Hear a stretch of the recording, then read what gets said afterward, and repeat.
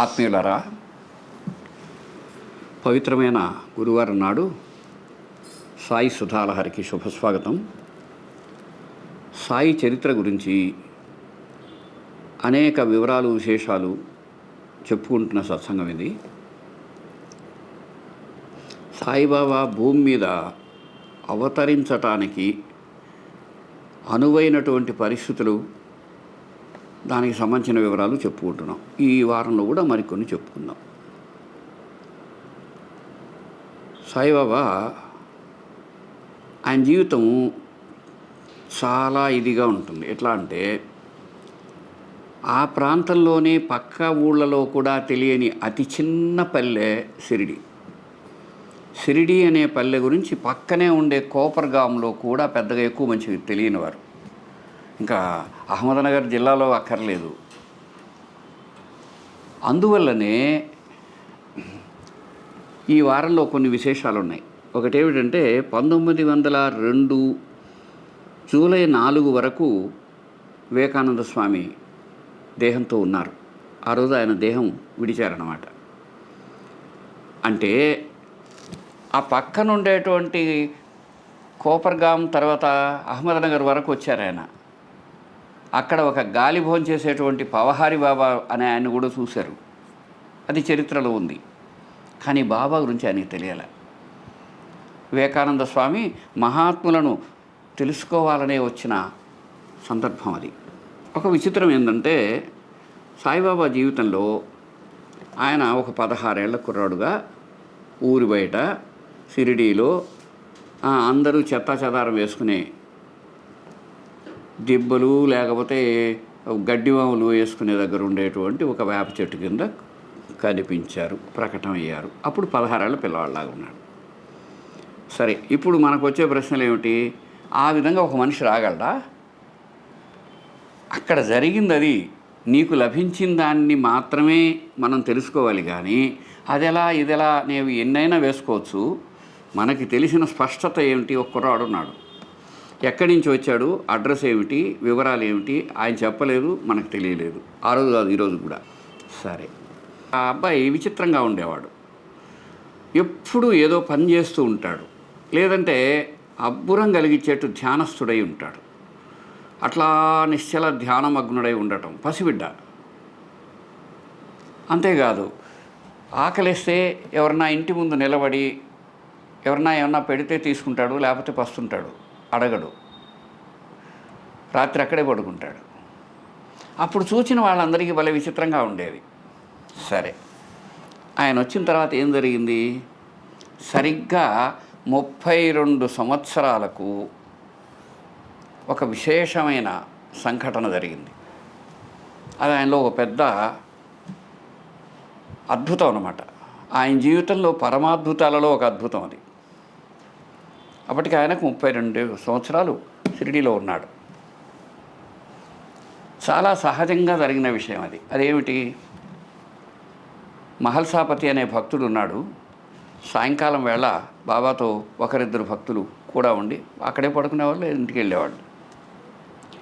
ఆ రోజు ఆ మహల్సాపతి అనే కంసాలి, బంగారు కంసాలి మనిషి, ఆయన ఖండోబా దేవాలయంలో పూజారి, చాలా పేదవాడు కానీ శుద్ధమైన మనిషి.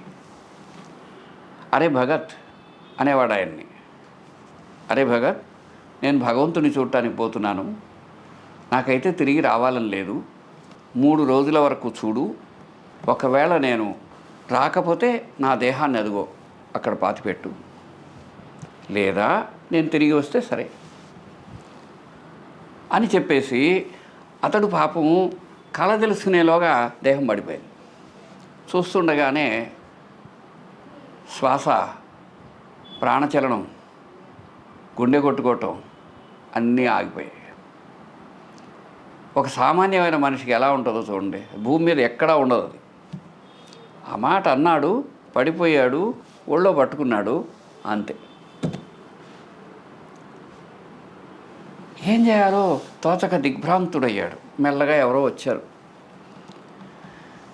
ఆ విధంగా అందరూ ఎదురు చూస్తున్నారు. తెల్లవారిపోయింది. ఊళ్ళో వాళ్ళందరికీ తెలిసింది. అందరూ వచ్చేసారు. వచ్చి అందరూ ఏమన్నారంటే, ఊళ్ళో శవాన్ని ఉంచడం బాగుండదు, శవాన్ని ఎత్తేసి ఆ తర్వాత మనం ఏదైనా ఇతర పనులకు వెళదాం అని అనుకున్నారు. అప్పుడు ఆ నిరుపేద భక్తుడు, అయ్యా, ఆయన నాతో ఏం చెప్పాడంటే, 3 రోజులలో 72 గంటల్లో వస్తానురా, నేను రాకపోతే ఆ విధంగా సమాధి చేయమని చెప్పాడు, కానీ ఆయన వస్తానన్నాడు అన్నారు. వీళ్ళు కొంతసేపు చెప్పారు, వాళ్ళలో వాళ్ళు చూశారు, కొందరు సమాధాన పడ్డారు, కొందరు పడలేదు. ఒక స్థాయిలో అయితే అతన్ని ఎందుకు పట్టించుకునేది, శవాన్ని ఎందుకు పెట్టుకునేది, లాగేస్తాం అని లాగబోయారు కూడా. అప్పుడు అతను ఏం చేశాడు తెలుసా, 2 చేతులతో బాబా దేహాన్ని గట్టిగా పట్టుకొని, అయ్యా, అంతగా మీరు ఎత్తేయాలంటే నన్ను కూడా కలిపి ఎత్తేయండి అయ్యా అన్నాడు. ఇంకా బ్రతికిన మనిషిని ఎత్తి పాతి పెట్టలేక వాళ్ళు కొంత విసుగుతో, కొంత అసహ్యంతో, కొంత అయిష్టంతో వదిలేశారు. చూద్దాంలే కానీ అని. మొత్తం మీద చాలా సంక్లిష్టత తరువాత విచిత్రం, 3వ రోజు తెల్లవారిపోతోంది. అక్కడ శ్యామ ఇతర భక్తులు ఉన్నారు.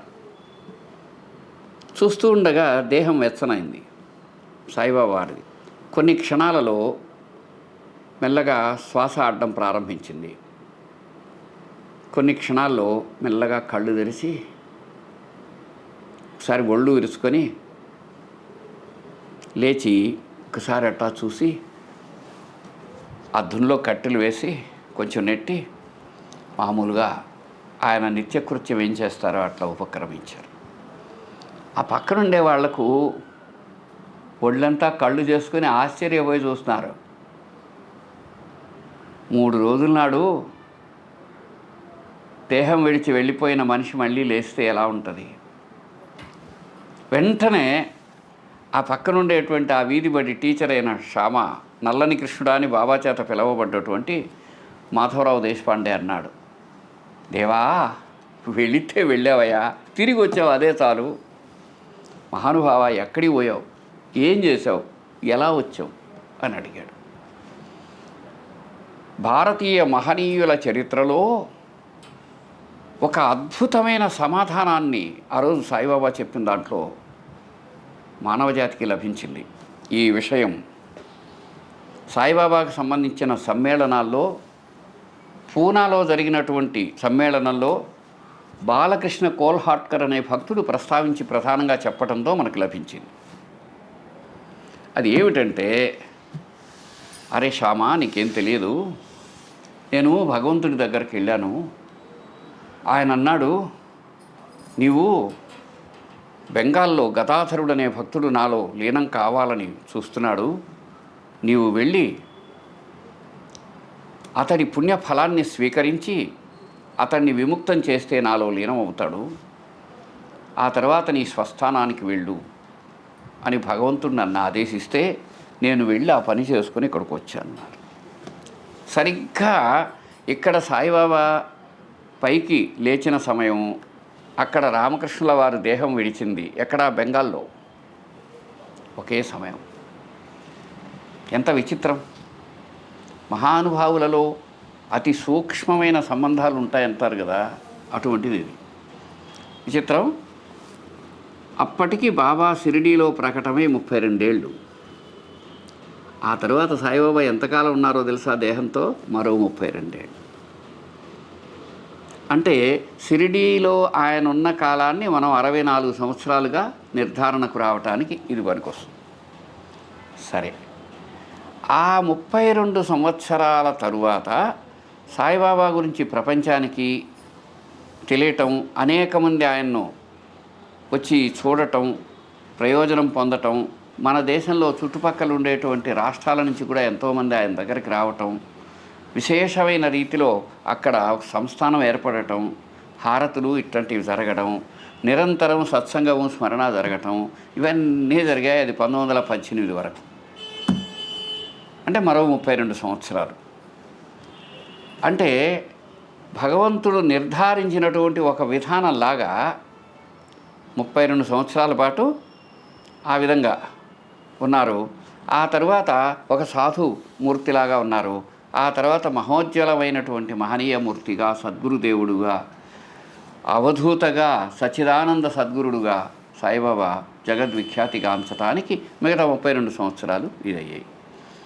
ఆ తర్వాత నేను దేహం విడిచేస్తాను, మురళీధరుడి పాదపీఠం దగ్గర చిన్మయంగా ఉంటూ నా సమాధి జవాబు చెబుతుంది, నా మట్టి కూడా సమాధానం ఇస్తుంది, నేను ఎప్పుడూ ఈ విధంగానే మిమ్మల్ని కాపాడుతాను అన్న వాగ్దానంతో బాబా దేహగతుడై ఎక్కడ? మురళీధరుడి పాదపీఠం దగ్గర. అంటే కృష్ణ పరమాత్ముడి యొక్క విగ్రహానికి ముందు పాదపీఠం ఎక్కడుందో అక్కడ ఈరోజు బాబావారి దేహం ఉంది. అంటే అర్థమైంది, ఆయన అటువంటి ఒక తిరుగులేని బావుట ఎగరవేశారు. మరణం మీద అంతులేని విజయాన్ని సాధించిన వారయ్యారు. సరే, దాన్ని ఎలా అంటాం? దానికి ఒక విచిత్రం ఉంది. ఆ విచిత్రం ఇప్పుడు చెప్పుకుందాం. మనం ఎప్పుడు ఈ కెమెరా ముందు, ఇదిగో ఈ భక్తుల మధ్యలో ఇలా కూర్చుని సత్సంగం చేసుకోవడానికి కారణం ఏంటి? ముందు మనం పుట్టడం, పెరగడం అదేం విశేషం కాదు. భరద్వాజ మాస్టర్ గారు పరిచయం కావడం విశేషం. సరే, పరిచయం అయ్యారు. అయితే కాదు, ఆయన పట్ల మనకు అభిరుచి కలిగి, ధన్యత కలిగి, ఆయన పాదాల చెంత ఉండి సాయిబాబా గురించి తెలుసుకోగలగడం. అందులోనూ విశేషం ఏమిటి?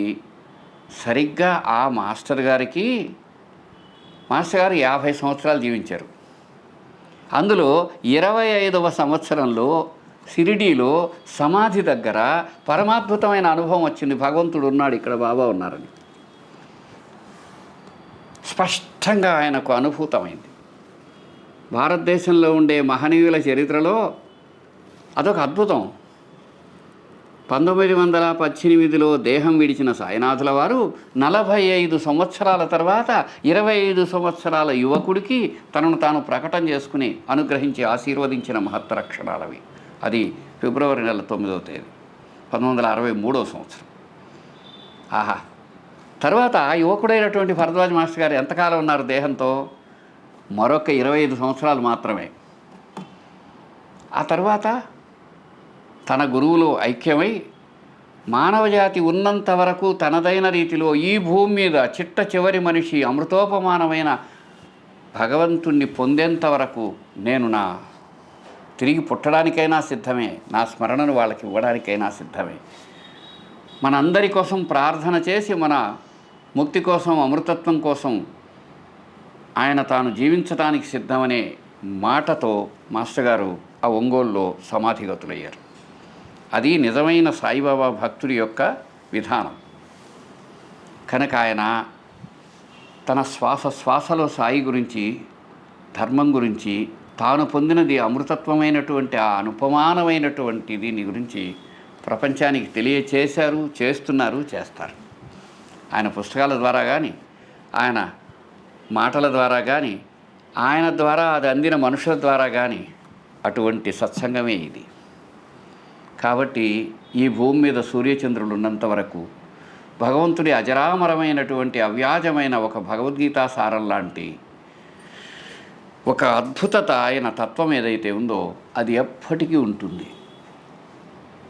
అటువంటి తత్వానికి సాయి స్వరూపంగా, మాస్టర్ గారి అనుగ్రహ రూపంగా, ఈ సృష్టిలో ఇంతవరకు వచ్చిన మహనీయుల అందరి స్వరూపంలో సమస్తంలో ఉన్నదేదో దానికి నమస్కరిస్తూ, సర్వజనులందు మీ భక్తి విరియుగాక, సర్వకార్యములందు మీ ధర్మమే వర్ధిల్లుగాక, సర్వజీవుల సర్వాభీష్టములన్నీ మిము చేర్చునవే అగుగాక, సర్వభేదములన్నీ మీ కృపణ సామరస్యమునందుగాక అన్నదే మన చరమ ప్రార్థన, పరమ ప్రార్థన. ప్రస్థానికి నమస్కారం. సెలవు.